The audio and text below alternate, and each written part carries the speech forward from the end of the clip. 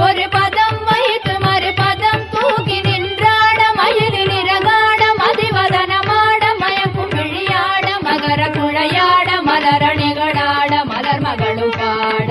இது கனவோ நனவோ என மறை முனிவரும் மகிழ்ந்து கொண்டாட செய்தாடும் மயிலொன்று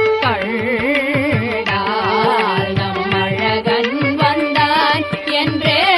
சொல்வது போல் தோன்றும் அசைந்தாடும் மயிலொன்று